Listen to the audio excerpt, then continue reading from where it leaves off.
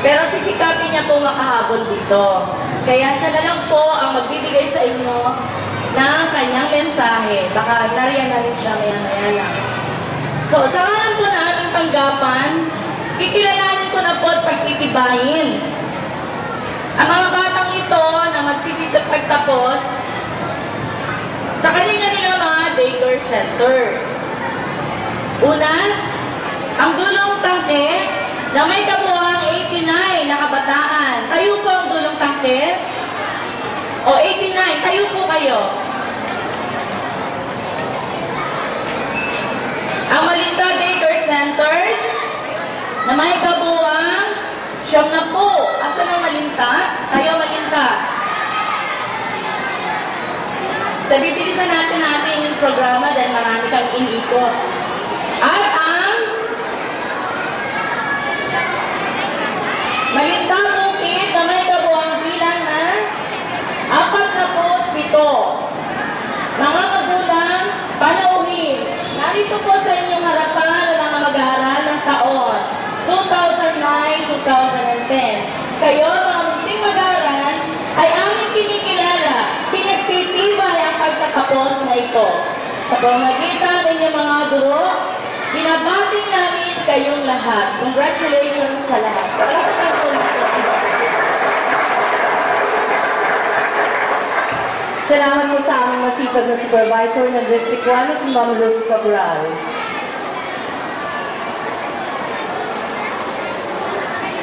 Nasa ikalawang bahagi na po tayo ng ating palatuntunan. Ito po ay ang paggawad ng karangalan at katibayan sa mga batang kikilalanin.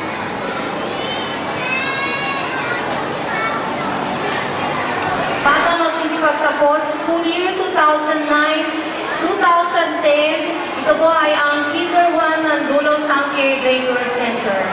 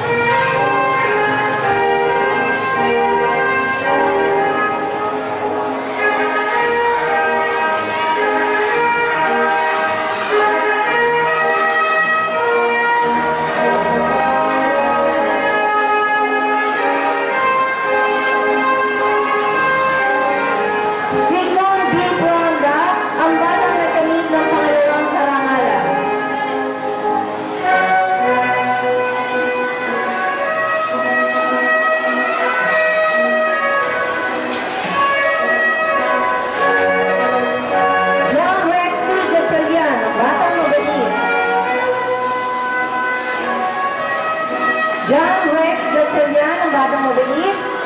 Kiel de Guzman.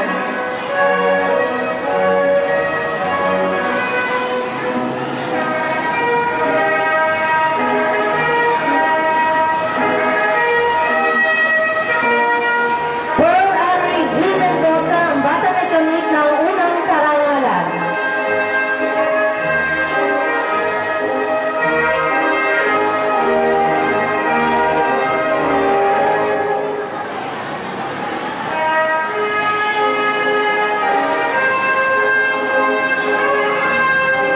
Marjun H. Tadeo, ang batang nagkamit ng Royalty Award.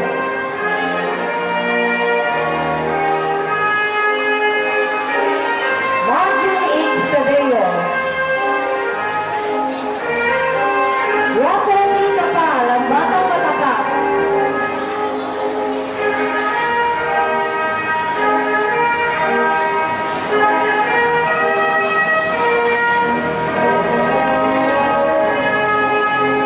Sherwin A. Biliota. Batang masipag.